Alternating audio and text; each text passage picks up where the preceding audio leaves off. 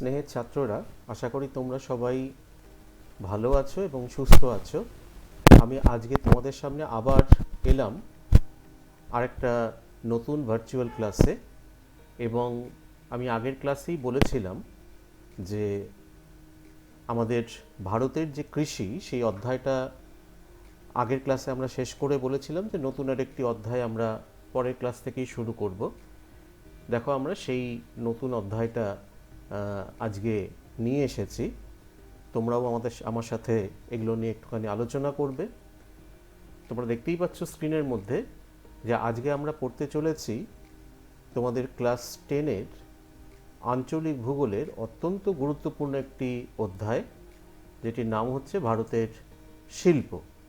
এখন যেহেতু এই অধ্যায়টা বেশ কিছুটা বড়, স্বাভাবিকভাবেই আমি এইটাকে বেশ কয়েকটা পর্বে ভাগ করে তোমাদের কাছে উপস্থাপন করব।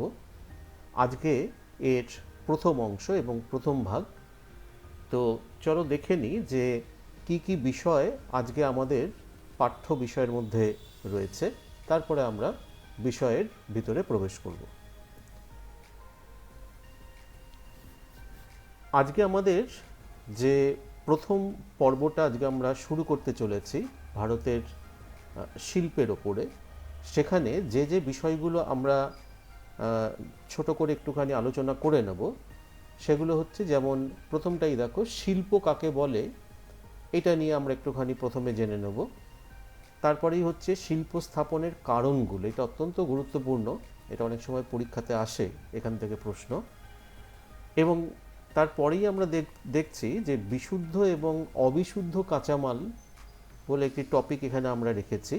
এটা শিল্প স্থাপনের কারণের মধ্যেই একটি বিশেষ জায়গায় এই বিশুদ্ধ এবং অবিশুদ্ধ কাঁচামালটা আমরা পড়ে নেব এবং এদের মধ্যে মিল আর পার্থক্য কোথায় সেটাও আমরা দেখে নেব।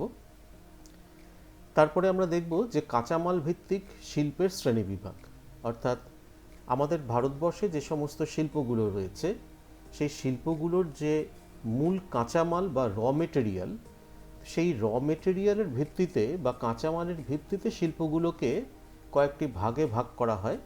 তো সেই ভাগগুলো কি এবং তার মধ্যে কোন ধরনের শিল্পগুলো পড়ছে, সেই জিনিসগুলো আমরা আজকে একটুখানি আলোচনা করব। আর সব শেষে যেটা জাস্ট একটুখানি ধরিয়ে দেওয়ার মতন করে এটাকে বলে যাব, সেটা হচ্ছে পাঠ্যসূচি অনুসারে তোমাদের ভারতীয় শিল্প যেগুলো রয়েছে সিলেবাসের মধ্যে, সেই শিল্পগুলোর নামটা শুধু আমরা আজকে উল্লেখ করব, নামগুলো তোমরা আজকে জানবে।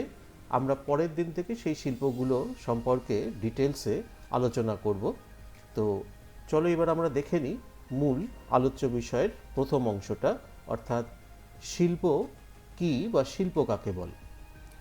এখন শিল্পের সংজ্ঞাতে বলা হচ্ছে যে শিল্প হলো এমন একটি অর্থনৈতিক প্রক্রিয়া যেখানে তুলনামূলকভাবে কম উপযোগী কাঁচামালকে অধিকতর উপযোগী পণ্যে পরিণত করা হয়, যা প্রত্যক্ষ বা পরোক্ষভাবে মানুষের চাহিদা পূরণ করে।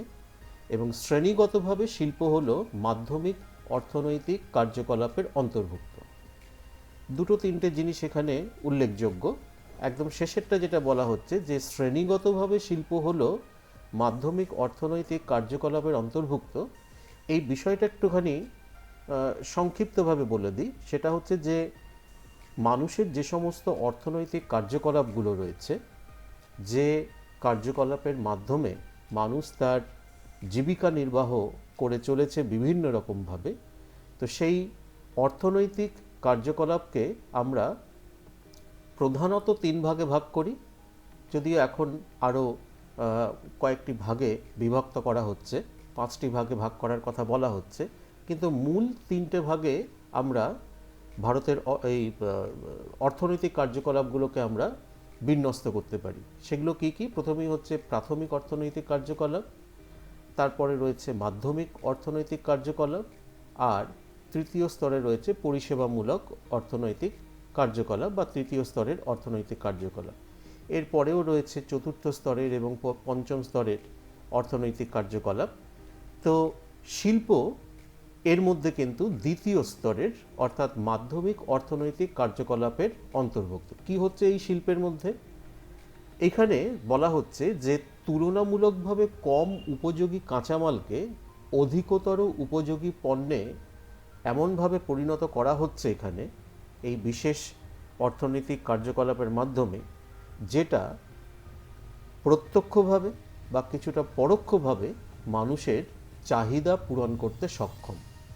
অর্থাৎ কম উপযোগী বস্তুকে অধিকতর উপযোগী বস্তুতে পরিণত করা। আমি অনেক সময় ক্লাসে এই উদাহরণটা দিই যে তুলো, তোমরা জানো যে কার্পাস চাষের মাধ্যমে আমরা যে তুলোটা পাচ্ছি, সেই তুলোটাকে আমি নিয়ে সেটাকে যেভাবে আমি ব্যবহার করতে চাই আর কি, সেটা কিন্তু আমার পক্ষে তখন সম্ভব হয় না। তার কারণ তুলোটাকে নিয়ে আমার কিন্তু খুব একটা কাজ হবে না যতক্ষণ না পর্যন্ত তুলো থেকে আমি সুতো তৈরি করছি, এবং সুতো থেকে যতক্ষণ না পর্যন্ত সেটা বস্ত্র উৎপাদন হচ্ছে ততক্ষণ পর্যন্ত কিন্তু আমার চাহিদা পূরণ করতে পারবে না। তার কারণ আমার দরকার কিন্তু বস্ত্র, অর্থাৎ জামা কাপড়, যেটা আসছে কোথা থেকে না মূলত তুলো থেকে আসছে, তার সাথে আরও অনেক কিছু রয়েছে। সুতরাং আমার কাছে কিন্তু তুলোটা তুলনামূলকভাবে কম উপযোগী কাঁচামাল, এবং তুলো থেকে যে সুতো তৈরি হচ্ছে বা সুতো থেকে যে বস্ত্র তৈরি হচ্ছে সেটা কিন্তু আমার কাছে উপযোগী পণ্য। তার কারণ সেটাকে আমি সরাসরি আমার প্রয়োজন মতন বা আমার চাহিদা মতন আমি ব্যবহার করতে পারছি। সুতরাং এই যে তুলো থেকে সুতো তৈরি হওয়ার যে প্রক্রিয়া, সেটা যেখানে হচ্ছে, যে অর্থনৈতিক কার্যকলাপের মধ্য দিয়ে হচ্ছে, সেটাকেই কিন্তু আমরা এখানে এক কথায় বলতে পারি মাধ্যমিক অর্থনৈতিক কার্যকলাপ বা শিল্প। শিল্পও কিন্তু একটা মাধ্যমিক অর্থনৈতিক কার্যকলাপের অন্যতম উদাহরণ। ডান দিকে দেখো একটা ফ্লো ডায়াগ্রামের মাধ্যমে এটাকেই দেখানো হয়েছে। একদম এখানটায় দেখো ইনপুটস বলা রয়েছে। ইনপুটস মানে হচ্ছে একটা শিল্প কারখানায় কি কি কাঁচামাল আমরা ব্যবহার করছি। নিচে দেখো লেখা রয়েছে raw materials, energy, air, water. কাঁচামাল ব্যবহার করছি, সেখানে শক্তি সম্পদ তার ব্যবহার হচ্ছে, বাতাসের প্রয়োজন হচ্ছে, জলের প্রয়োজন হচ্ছে। এছাড়া আরও অনেক ধরনের ইনপুটস কাজে লাগতে পারে। তো সেইটাকে দেওয়ার পরে এবার দেখো এই যে আয়তাকার ঘরের মধ্যে লেখা রয়েছে যে ম্যানুফ্যাকচারিং প্রসেস। ঠিক আছে, ম্যানুফ্যাকচারিং প্রসেস মানে হচ্ছে এখানেই কিন্তু সেই উৎপাদনটা হচ্ছে, এবং তার ফলে যেটা তৈরি হচ্ছে সেটা হচ্ছে আউটপুট বা উৎপাদিত পণ্য। এই ইনপুট থেকে কিন্তু আউটপুটের যে মূল্যমান সেটা কিন্তু অনেকটাই বেশি, কারণ এটি সরাসরি মানুষের চাহিদা পূরণ করতে সক্ষম। সুতরাং এই যে ম্যানুফ্যাকচারিং প্রসেসের কথা যেখানে বলা হচ্ছে, বা যেটাকে এখানে বলা হচ্ছে রিসাইক্লিং, এটাকেই কিন্তু আমরা এখানে বলছি শিল্প। ঠিক আছে, এরপর আমরা চলে যাচ্ছি এর পরের আলোচনায়, সেটা হচ্ছে শিল্প স্থাপনের অন্যতম কারণগুলো কী কী। এখন প্রথমেই দেখো রয়েছে প্রাকৃতিক কারণের মধ্যে কাঁচামাল বা র মেটেরিয়াল। শিল্প স্থাপনে কাঁচামালের গুরুত্ব সবথেকে বেশি, কারণ এটি হলো শিল্পের প্রাথমিক উপাদান, এবং প্রকৃতি অনুসারে এই কাঁচামাল কিন্তু দুই প্রকার। কি কি আমরা প্রথমেই বলেছিলাম যে দুরকম কাঁচামাল সম্পর্কে আমরা এখানে সংক্ষিপ্ত আলোচনা করব। তোমাদের সিলেবাসেও এটা নিয়ে আলোচনা করার কথা বলা আছে। সেটা হচ্ছে বিশুদ্ধ কাঁচামাল বা পিওর র মেটেরিয়াল, আর একটা হচ্ছে অবিশুদ্ধ কাঁচামাল বা ইমপিওর র মেটেরিয়াল। তো এবার প্রথমটা একটুখানি দেখে নিই, অর্থাৎ বিশুদ্ধ কাঁচামাল বলতে কোনটাকে বোঝানো হচ্ছে।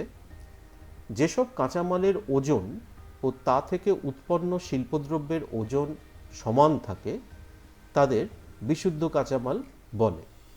শিল্প কারখানায় প্রক্রিয়াকরণের ফলে কাঁচামালের ওজন হ্রাস পায় না বলে একে ভার হ্রাস শূন্য কাঁচামাল বলে, যেমন তুলো, পাট, রেশম ইত্যাদি।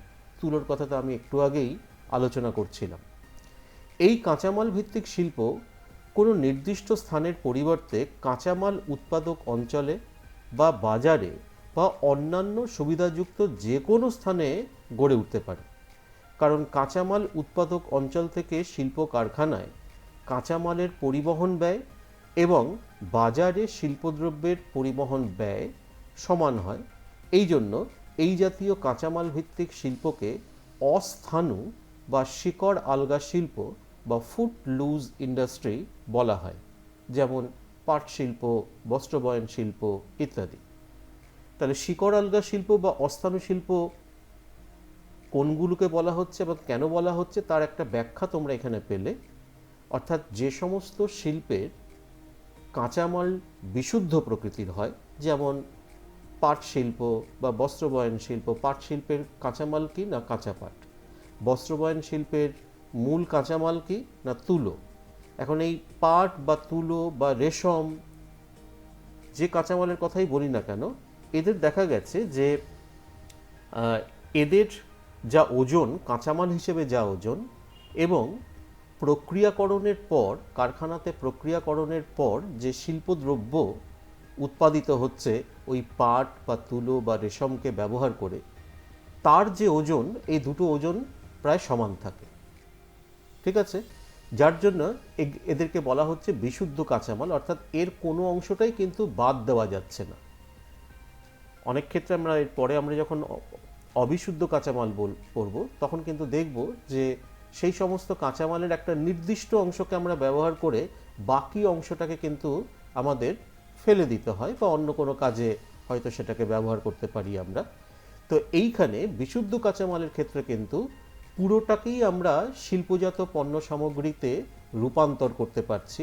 তার ফলে কাঁচামালের যা ওজন ছিল এবং উৎপাদিত পণ্য সামগ্রীর, সেই কাঁচামাল থেকে উৎপাদিত পণ্য সামগ্রীর ওজন এক থাকছে বলে এটাকে বলা হচ্ছে ভার হ্রাস শূন্য কাঁচামাল। অর্থাৎ যে কাঁচামালের ওজন হ্রাস পাচ্ছে না সেই ধরনের কাঁচামালকেই কিন্তু আমরা বিশুদ্ধ কাঁচামাল বলছি এই ক্ষেত্রে। এবং এই ধরনের কাঁচামাল ব্যবহার করে যে সমস্ত শিল্পগুলো গড়ে উঠছে, সে পৃথিবীর যেখানেই হোক না কেন, সেই সমস্ত শিল্পকে আমরা বলে থাকি মূলত ফুট লুজ ইন্ডাস্ট্রি বা শিকড় আলগা শিল্প বা অস্থাণু শিল্প। অস্থাণু শিল্প মানে হচ্ছে কোনো একটা নির্দিষ্ট জায়গায় সেই শিল্প গড়ে ওঠার প্রবণতার পরিবর্তে সেই শিল্প কিন্তু বিভিন্ন জায়গায় গড়ে উঠতে পারে যদি সেখানে সে তার সুবিধাটুকু খুঁজে পায়। প্রত্যেকটা শিল্প গড়ে ওঠার পেছনে কিন্তু কিছু না কিছু কারণ কাজ করে, বা কিছু সুবিধা যেখানে পাওয়া যায় সেখানেই কিন্তু সেই শিল্পগুলো গড়ে ওঠার একটা প্রবণতা দেখতে পাওয়া যায়। আবার কিছু শিল্প এমন রয়েছে যারা মূলত অবিশুদ্ধ কাঁচামাল ভিত্তিক, তারা কিন্তু চাইলে যে কোনো জায়গায় তাদের শিল্পটাকে কিন্তু গড়ে তুলতে পারে না। তাদেরকে হয় বাজারের কাছে নতুবা কাঁচামাল উৎপাদক অঞ্চলের কাছেই কিন্তু শিল্প গড়ে তুলতে হয়। কিন্তু বিশুদ্ধ কাঁচামালের ভিত্তিতে যে সমস্ত শিল্পগুলো গড়ে উঠেছে তাদের ক্ষেত্রে কিন্তু এই যে বাধ্যবাধকতা সেটা কিন্তু থাকছে না। তার ফলে তারা যে কোনো জায়গায় সেই শিল্পটাকে গড়ে তুলতে পারে যদি তার অন্যান্য সুযোগ সুবিধাগুলো সে সেখান থেকে পেতে পারে। যার জন্য এই ধরনের শিল্পকে, যেমন পাট শিল্প, বস্ত্রবয়ন শিল্প, এগুলোকে আমরা বলে থাকি যে অস্থাণু শিল্প বা শিকড় আলগা শিল্প। ঠিক আছে, এরপরে দেখো আমরা আরেকটি এখানে একটুখানি আলোচনা করে নিই, সেটা হচ্ছে পণ্য সূচক বা মেটেরিয়াল ইন্ডেক্স, বা সংক্ষেপে এটাকে বলা হয় MI। সেটার সংজ্ঞাটা এখানে দেখো যে কোনো শিল্পে কাঁচামালের ওজন ও উৎপাদিত পণ্যের ওজনের অনুপাতকে পণ্য সূচক বলা হয় বা মেটেরিয়াল ইন্ডেক্স বলা হয়। এর মান 1 বা তার কম হলে কাঁচামাল বিশুদ্ধ প্রকৃতির হয়, আর পণ্য সূচক 1-এর বেশি হলে তা অবিশুদ্ধ প্রকৃতির হয়। যেটা আমরা একটু আগেই বিশুদ্ধ কাঁচামালের সংজ্ঞার মধ্যে পড়ে এলাম, যে কাঁচামালগুলোর ওজন হ্রাস পাচ্ছে না, ভার হ্রাসহীন বলা হলো। অর্থাৎ কাঁচামালের ওজন এবং সেখান থেকে উৎপাদিত সামগ্রীর যা ওজন, দুটোই যদি সমান হয়, তাহলে আমরা যদি এর একটা অনুপাত করি তাহলে অনুপাতের যে রেজাল্ট সেটা হবে কিন্তু 1, বা কোনো কোনো ক্ষেত্রে সেটা 1-এরও কম হতে পারে। সুতরাং 1 বা 1-এর কম যদি পণ্য সূচক হয় তাহলে কিন্তু আমরা এক কথায় বলতে পারি যে সেই কাঁচামাল মূলত বিশুদ্ধ প্রকৃতির কাঁচামাল। আর যদি পণ্য সূচকের মাত্রা 1-1-এর বেশি হয় তাহলে আমরা ধরে নেব যে সেই কাঁচামাল মূলত অবিশুদ্ধ প্রকৃতির কাঁচামাল, যেটার কথা আমরা এর পরেই আলোচনা করতে চলেছি। ঠিক আছে, তাহলে পণ্যসূচক বোঝা গেল। এরপর আমরা চলে যাচ্ছি অবিশুদ্ধ কাঁচামাল। যেসব কাঁচামালের ওজন অপেক্ষা শিল্পদ্রব্যের ওজন কমে যায় তাদের অবিশুদ্ধ বা অশুদ্ধ কাঁচামাল বলে। অর্থাৎ প্রক্রিয়াকরণের আগে তার যা ওজন, প্রক্রিয়াকরণের পরে আমরা যেটা পাচ্ছি সেখানে কিন্তু ওজনটা কমে যাচ্ছে। বেশি পরিমাণ কাঁচামাল থেকে কম ওজনের শিল্পদ্রব্য উৎপাদন হয় বলে একে বলা হয় ভার হ্রাসশীল কাঁচামাল। অর্থাৎ এক্ষেত্রে কাঁচামালের কিন্তু ওজন কমে যাচ্ছে যখন সেটা শিল্প পণ্যে পরিণত হচ্ছে। যেমন লোহা, তামা, বক্সাইট, আখ, চা ইত্যাদি। উৎসস্থল থেকে শিল্পকেন্দ্রে কাঁচামাল পরিবহন ব্যয় বাজারে শিল্পদ্রব্য পরিবহন ব্যয় অপেক্ষা বেশি বলে এই শিল্প মূলত কাঁচামাল উৎপাদক অঞ্চলের কাছাকাছি গড়ে ওঠে। তাই এই ধরনের শিল্পকে বলা হয় স্থাণু শিল্প। আমরা বিশুদ্ধ কাঁচামাল ভিত্তিক শিল্পগুলোকে যেরকম বলেছিলাম অস্থাণু শিল্প, ঠিক তার বিপরীতে অবিশুদ্ধ কাঁচামাল ভিত্তিক শিল্পগুলো তারা কিন্তু কাঁচামাল উৎপাদক অঞ্চলের কাছাকাছি গড়ে ওঠার একটা প্রবণতা তাদের মধ্যে যেহেতু দেখতে পাওয়া যায়, তার জন্য এই সমস্ত শিল্পকে আমরা বলে থাকি মূলত স্থাণু শিল্প। যেমন আমি একটা উদাহরণ দিচ্ছি যে এগুলো আমরা পরের ক্লাসেও এগুলো আমরা ডিটেলস আলোচনা করব। লৌহ ইস্পাত শিল্প। এখন লৌহ ইস্পাত শিল্পে দেখা যায় যে মূল কাঁচামাল তো আকরিক লোহা, সবাই তোমরা জানো। প্রায় 4.5 টন থেকে 5 টন কাঁচামাল ব্যবহার করে সেখান থেকে আমরা 1 টন লোহা আমরা সেখান থেকে পেতে পারি।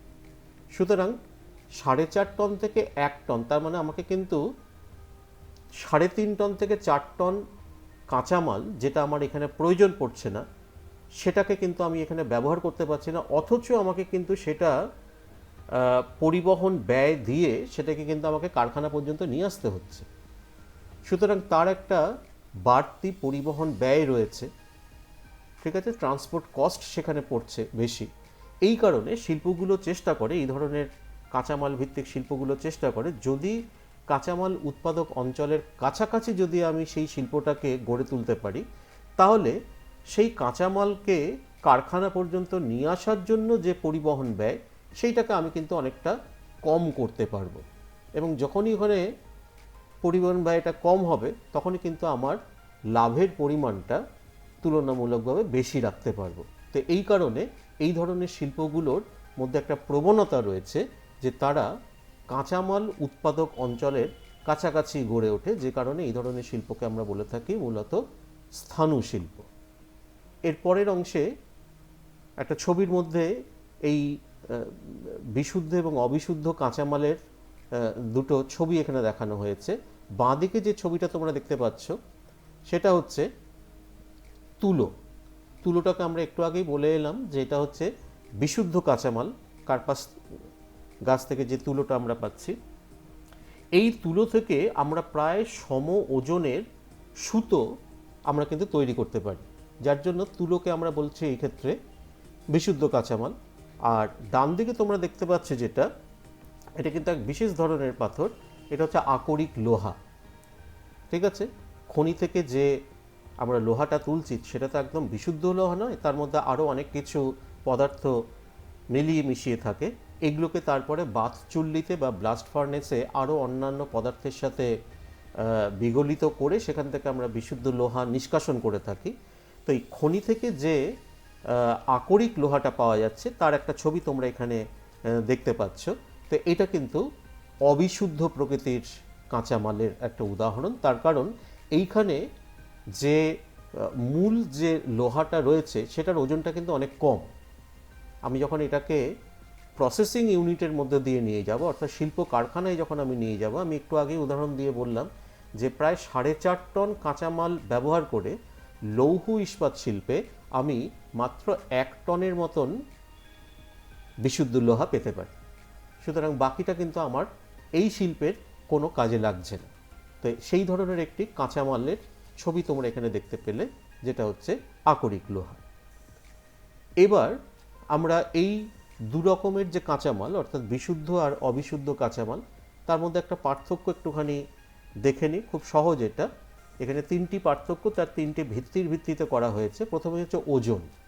ওজনের পরিপ্রেক্ষিতে বলা হচ্ছে যে কাঁচামালের ওজন ও তা থেকে শিল্পদ্রব্যের ওজন সমান হবে, বা কখনো কখনো সেটা বেশিও হতে পারে। শিল্পদ্রব্যের ওজন কখনো কখনো কিন্তু বেশিও হতে পারে। ঠিক আছে, তখনই কিন্তু ওই মেটেরিয়াল ইন্ডেক্স, তার অনুপাতটা, তার রেজাল্টটা কিন্তু 1-এর কম হয়ে দাঁড়ায় কিন্তু। আর অবিশুদ্ধ কাঁচামালের ক্ষেত্রে বলা হচ্ছে যে কাঁচামালের ওজন অপেক্ষা শিল্পদ্রব্যের ওজন কমে যায়। একটু আগেই এটা নিয়ে আলোচনা হলো। দ্বিতীয় হচ্ছে পণ্যসূচক। এই কাঁচামালের পণ্যসূচক 1 বা তার কম হয়। আর অবিশুদ্ধ কাঁচামালের ক্ষেত্রে বলা হচ্ছে এই কাঁচামালের পণ্যসূচক 1-এর বেশি হয়। শিল্পের অবস্থানের পরিপ্রেক্ষিতে বলা হচ্ছে যে শিল্পগুলো যে কোনো স্থানে গড়ে উঠতে পারে, অর্থাৎ বিশুদ্ধ কাঁচামাল ভিত্তিক শিল্পগুলো যে কোনো স্থানে গড়ে উঠতে পারে, যার জন্য এই ধরনের শিল্পকে আমরা শেকড় আলগা শিল্প বলে এসেছি।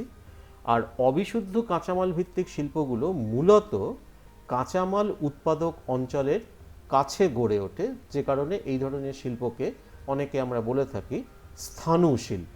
ঠিক আছে, তাহলে এই হচ্ছে বিশুদ্ধ কাঁচামাল আর অবিশুদ্ধ কাঁচামালের মধ্যে পার্থক্য।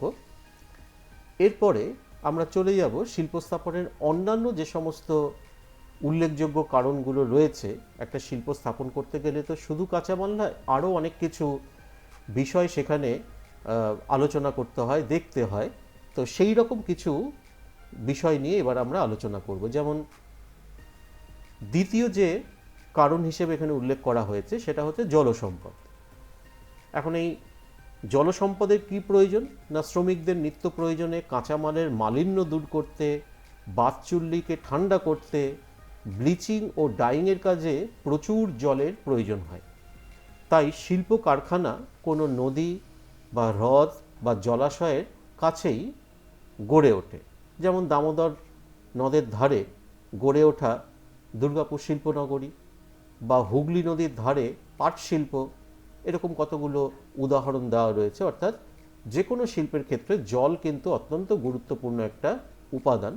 সুতরাং শিল্প কারখানাগুলো চেষ্টা করে জলের যেখানে একটা নিয়মিত যোগান যেখানে রয়েছে তার কাছাকাছি শিল্প কেন্দ্রটাকে গড়ে তোলা।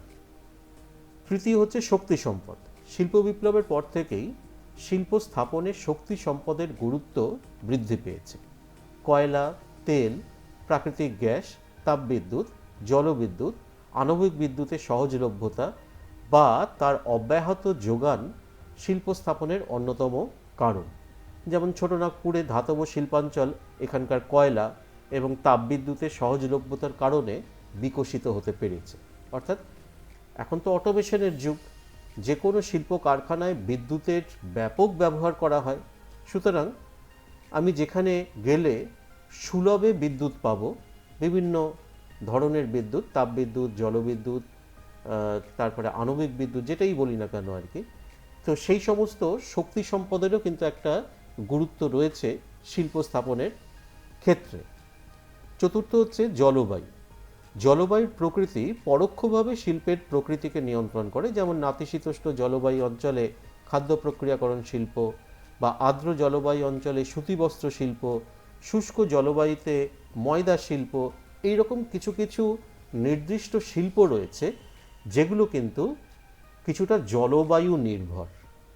সব শিল্প যে জলবায়ু নির্ভর সেরকমটা বলছি না, কিন্তু নির্দিষ্ট কিছু এখানে যেগুলোর নামকরণ করা হলো, যেমন খাদ্য প্রক্রিয়াকরণ শিল্প, বস্ত্রবয়ন শিল্প, ময়দা শিল্প, এই ধরনের শিল্পগুলো কিন্তু জলবায়ু নির্ভর। তার কারণ এক একটা শিল্প এক এক ধরনের জলবায়ু ডিমান্ড করে। যেমন ময়দা শিল্পের ক্ষেত্রে বলা হলো যে শুষ্ক জলবায়ু হলে ময়দা শিল্প সেটা কিন্তু তার বিকাশটা অনেক দ্রুত হবে। বা খাদ্য প্রক্রিয়াকরণ শিল্প নাতিশীতোষ্ণ জলবায়ু অঞ্চলে, এই ধরনের। এরপরে দেখো অর্থনৈতিক কারণের মধ্যে, এতক্ষণ আমরা প্রাকৃতিক কারণের মধ্যে ছিলাম, এরপরে অর্থনৈতিক যে 3টে কারণের কথা এখানে বলা হচ্ছে, যার মধ্যে প্রথমেই রয়েছে পরিবহন। 5 নম্বর পয়েন্টস হিসেবে এখানে উল্লেখ করা হয়েছে যে শিল্প স্থাপনের ক্ষেত্রে পরিবহন একটি গুরুত্বপূর্ণ অর্থনৈতিক সূচক। শিল্প কারখানায় কাঁচামাল ও শক্তি সম্পদের নিয়মিত যোগান, শ্রমিকের যাতায়াত, শিল্পজাত দ্রব্যের বাজারে বা বন্দরে প্রেরণের ক্ষেত্রে উন্নত রেল, সড়ক, জল পরিবহন ব্যবস্থা থাকাটা কিন্তু অত্যন্ত জরুরি। সুতরাং পরিবহন ব্যবস্থা যে ভালো থাকতে হবে এটা তো খুব স্বাভাবিক। শিল্প স্থাপনের ক্ষেত্রে এই পরিবহনটা কিন্তু অত্যন্ত গুরুত্বপূর্ণ একটি উপাদান। ষষ্ঠ হচ্ছে শ্রমিক। শিল্প মূলত শ্রমনির্ভর অর্থনৈতিক কার্যকলাপ, তাই সুলভ ও দক্ষ ও অদক্ষ শ্রমিক শিল্পে অপরিহার্য অঙ্গ। তাই জনবহুল এলাকায় ভারী শিল্পের বিকাশ ঘটতে দেখা যায়। অর্থাৎ যেখানে শ্রমিক সুলভে পাওয়া যায় বা যেখানে আমি দক্ষ এবং অদক্ষ শ্রমিক প্রচুর পরিমাণে পাব, স্বাভাবিকভাবেই সেই জায়গাগুলো হবে জনবহুল অঞ্চল। আমাদের পশ্চিমবঙ্গেও কিন্তু এই ধরনের একটি অঞ্চল রয়েছে, যেমন হাওড়া শিল্পাঞ্চল, অত্যন্ত জনবহুল অঞ্চল, বা এই হুগলি শিল্পাঞ্চল যেখানে পাট শিল্প বা অন্যান্য শিল্পগুলো গড়ে উঠেছে, জনবহুল অঞ্চল। তো এখানে প্রচুর পরিমাণে সুলভ শ্রমিক এবং দক্ষ এবং অদক্ষ দু ধরনেরই শ্রমিক এখানে প্রচুর পরিমাণে পাওয়া যাচ্ছে, এবং এই শ্রমিক কিন্তু শিল্প স্থাপনের ক্ষেত্রে একটা গুরুত্বপূর্ণ উপাদান। এরপর হচ্ছে বাজার। ঘন জনবসতিপূর্ণ অঞ্চলে শিল্প পণ্যের চাহিদা বা বাজার থাকলে সেটা শিল্পোন্নয়নের সহায়ক হয়। এটা খুবই স্বাভাবিক, কারণ আমি যে কারখানাতে যে দ্রব্যটা উৎপাদন করছি সেটাকে এবার বাজারে বিক্রি করতে হবে। তো জনসংখ্যা যদি বেশি হয় তাহলে তার চাহিদা বাড়বে, এবং চাহিদা বাড়লে আমার তাহলে লাভ বেশি হবে, সেই শিল্প কারখানার লাভ বেশি হবে। এই ধারণা থেকেই কিন্তু বাজার মানে হচ্ছে এক কথায় এটাকে আমরা যেটাকে বলতে পারি সেটা হচ্ছে মানুষের চাহিদা। তো মানুষের চাহিদাটাও কিন্তু শিল্প স্থাপনের ক্ষেত্রে বা শিল্প নির্দিষ্টকরণের ক্ষেত্রে একটা অন্যতম সূচক হিসেবে কাজ করে। এরপরে দেখো আরও দুটি বিষয় রয়েছে, মূলধন এবং সরকারি নীতি। মূলধনের ক্ষেত্রে বলা হচ্ছে যে শিল্প স্থাপনের প্রথম পর্যায় থেকেই অর্থ বিনিয়োগের প্রয়োজন হয়, তাই সরকারি মূলধন বা বেসরকারি মূলধন শিল্প স্থাপনের সফলতার অন্যতম পূর্বশর্ত। শিল্প স্থাপনের একদম প্রথম থেকে, যখন আমি উৎপাদন শুরু করতে পারছি না তার আগে থেকেই কিন্তু আমার প্রচুর বিনিয়োগ করতে হয়। যে শিল্পপতি তাকে কিন্তু প্রচুর অর্থ বিনিয়োগ করতে হয়, একটা জমি কেনা, সেখানে কনস্ট্রাকশন করা, সেখানে জলের সুবন্দোবস্ত করা, সেখানে বিদ্যুতের সুবন্দোবস্ত করা ইত্যাদি বিভিন্ন পরিকাঠামোগত কাজে কিন্তু প্রথম থেকেই কিন্তু প্রচুর অর্থের প্রয়োজন হয়। এবং তারপরে যখন সেই কারখানাটা চলতে শুরু করে, সেখানে যখন উৎপাদন শুরু হলো, তখন আবার কাঁচামালের জন্য একটা নিরন্তর বিনিয়োগ করে যেতে হয়। সুতরাং শিল্প মানেই কিন্তু একটা নিরন্তর মূলধনের যোগান যেন সেখানে থাকে, বা নিরবিচ্ছিন্ন মূলধনের যোগান যেন সেখানে থাকে, সেটা সরকারি হোক বা বেসরকারি মূলধনই হোক। আর সবশেষে বলবো আমরা সরকারি নীতি ও পরিকল্পনা।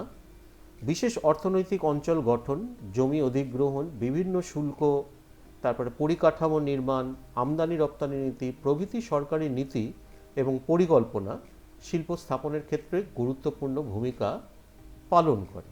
অর্থাৎ সরকারি যে নীতিগুলো রয়েছে, বিভিন্ন সরকারের যে নীতি, রাজ্য সরকার বা কেন্দ্র সরকার, যেখানে যে সরকার রয়েছে, তারা অনেক সময় কিছু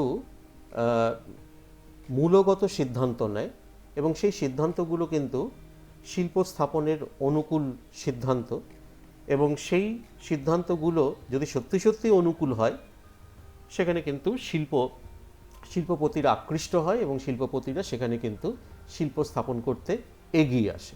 তো এটাই হচ্ছে সরকারি নীতি এবং পরিকল্পনা। সুতরাং শিল্প স্থাপনের ক্ষেত্রে সরকারের সদিচ্ছা, সরকারের নীতি বা সরকার কী ধরনের পরিকল্পনা তৈরি করছে বা পরিকাঠামো ঠিকঠাকভাবে তৈরি করে দিতে পারছে কিনা, এই সব বিষয়গুলোও কিন্তু নির্ভর করে সেখানে শিল্প স্থাপনের জায়গা নির্বাচনের ক্ষেত্রে। তো এই হচ্ছে শিল্প স্থাপনের কারণ। এরপরে আমরা চলে যাব আজকের তৃতীয় বিষয়টির আলোচনায়, সেটি হচ্ছে শিল্পের শ্রেণীবিভাগ। আমি প্রথমেই বলেছিলাম যে আমরা ভারতে যে সমস্ত শিল্পগুলো আমরা গড়ে উঠতে দেখেছি, সেই শিল্পগুলোর কাঁচামালকে যদি আমরা চিহ্নিত করি, মূল কাঁচামালগুলোকে যদি আমরা চিহ্নিত করি, তাহলে তার ভিত্তিতে কিন্তু আমরা শিল্পের কতগুলো শ্রেণীবিভাগ করতে পারি। তো সেই শ্রেণীবিভাগটাই কিন্তু এখানে দেখানো হয়েছে। মূলত 5টি শ্রেণীতে ভাগ করা হয়েছে শিল্পের প্রকৃতিকে। কী কী না, বনভিত্তিক শিল্প, কৃষিভিত্তিক শিল্প, খনিভিত্তিক শিল্প, প্রাণীভিত্তিক শিল্প আর শিল্প সম্পদ ভিত্তিক শিল্প। অর্থাৎ এই 5টা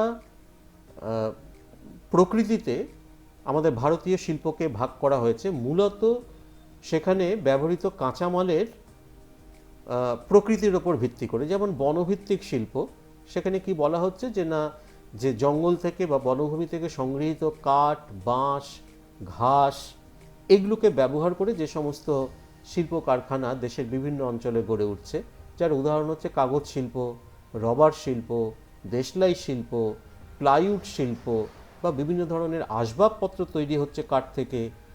তো এই ধরনের শিল্পগুলোকে আমরা এক কথায় বলে থাকি ফরেস্ট বেসড ইন্ডাস্ট্রি বা বনভিত্তিক শিল্প। দ্বিতীয় হচ্ছে কৃষিভিত্তিক শিল্প, যার কাঁচামাল কি না, তুলো, পাট, আখ, চা, রাবার ইত্যাদি। অর্থাৎ কৃষিক্ষেত্র থেকে যার কাঁচামালগুলো উৎপাদিত হয়ে আসছে এবং সেগুলোকে ব্যবহার করে যখন শিল্প তৈরি হচ্ছে, যেমন চা, কফি, পাট শিল্প, কার্পাস বস্ত্রবয়ন শিল্প, এগুলো কিন্তু আমরা বলছি যে কৃষিভিত্তিক শিল্পের উদাহরণ। তৃতীয় হচ্ছে খনিভিত্তিক শিল্প। এখানকার কাঁচামালগুলো কি না, খনি থেকে যে সমস্ত কাঁচামালগুলো আমরা উত্তোলন করছি, যেমন লোহা, তামা, বক্সাইট, টিন, খনিজ তেল, এগুলো সবই মূলত আকরিক হিসেবেই আমরা এগুলোকে উত্তোলন করছি। তার থেকে আমরা যে শিল্পগুলো গড়ে তুলছি, যেমন লৌহ ইস্পাত শিল্প, অ্যালুমিনিয়াম শিল্প, তামা শিল্প, তৈল শোধনাগার, এগুলো হচ্ছে কিন্তু সেই খনিভিত্তিক শিল্পের উদাহরণ। সেরকমভাবে প্রাণীভিত্তিক শিল্পের কাঁচামালগুলো হচ্ছে রেশম, পশম, দুধ, ডিম, মাংস, তারপরে চামড়া ইত্যাদি। এবং এখান থেকে যে শিল্পগুলো গড়ে উঠছে তার মধ্যে উল্লেখযোগ্য হচ্ছে দোহ শিল্প বা দুগ্ধ শিল্প আমরা বলতে পারি, ডেয়ারি ইন্ডাস্ট্রি, মাংস শিল্প, চর্ম শিল্প, এগুলো সবই কিন্তু প্রাণীভিত্তিক শিল্পের মধ্যে পড়ছে।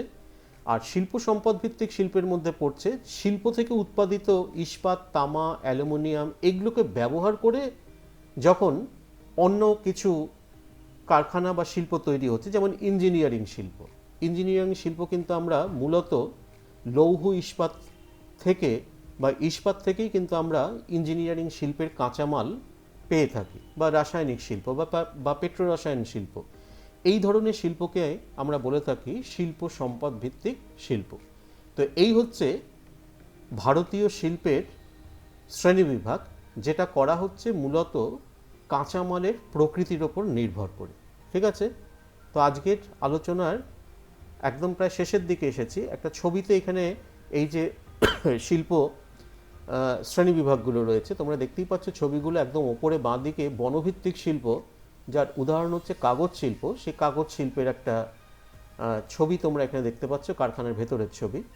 ডান দিকে দেখো এখানে কিছু স্পেয়ার পার্টস তৈরি হচ্ছে, শিল্প সম্পদ ভিত্তিক শিল্প, যেটাকে আমরা ইঞ্জিনিয়ারিং শিল্প বলছি। নিচে একদম বাঁ দিকে প্রাণীভিত্তিক শিল্প, যার উদাহরণ হচ্ছে দোহ শিল্প, ডেয়ারি ইন্ডাস্ট্রি। এখানে দেখতেই পাচ্ছ যে দুগ্ধ প্রক্রিয়াকরণের কাজ এখানে চলছে, বোতলবন্দি করা হচ্ছে দুধ। তারপরের ছবিটায় তোমরা দেখতে পাচ্ছ কৃষিভিত্তিক শিল্পের উদাহরণ হিসেবে কার্পাস বয়ন শিল্প। এখানে তুলো থেকে তৈরি হচ্ছে সুতো, সেটা তোমরা দেখতে পাচ্ছ। আর সবশেষে তোমরা দেখতে পাচ্ছ খনিভিত্তিক শিল্প, লৌহ ইস্পাত শিল্প। তোমরা এখানে দেখতেই পাচ্ছ যে বড় বড় রোলারগুলো রয়েছে, ইস্পাতের রোলারগুলো রয়েছে, এটা কিন্তু একটা আয়রন অ্যান্ড স্টিল ফ্যাক্টরির ভেতরের দৃশ্য। এরপরে আমরা একদম শেষ অংশে চলে এসেছি, সেটা হচ্ছে যে আমরা এর পরের যে পর্বগুলো আসতে চলেছে ভারতের শিল্পের ওপরে, সেখানে আমরা আর কি কি শিল্প পড়ব, বা আমাদের মধ্যশিক্ষা পর্ষদের যে পাঠ্যসূচি তার মধ্যে কোন কোন শিল্পগুলো পড়তে হবে। শিল্প তো অনেক রয়েছে ভারতে, তো তার মধ্যে 6টি শিল্পকে কিন্তু তোমাদের পড়ার জন্য নির্দিষ্ট করে দেওয়া হয়েছে সিলেবাসের মধ্যে। যেমন এক হচ্ছে লৌহ ইস্পাত শিল্প, দ্বিতীয় হচ্ছে কার্পাস বয়ন শিল্প, তৃতীয় হচ্ছে ইঞ্জিনিয়ারিং শিল্প, চতুর্থ হচ্ছে পেট্রোকেমিক্যাল শিল্প, পঞ্চম হচ্ছে অটোমোবাইল শিল্প, আর ষষ্ঠ হচ্ছে তথ্য প্রযুক্তি শিল্প।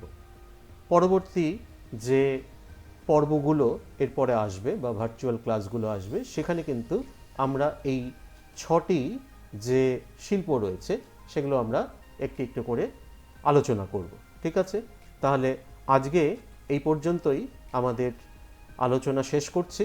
পরের ক্লাসের জন্য আবার আমরা সামনের সপ্তাহে কোনো একটি দিন আবার দেখা হবে তোমাদের সাথে।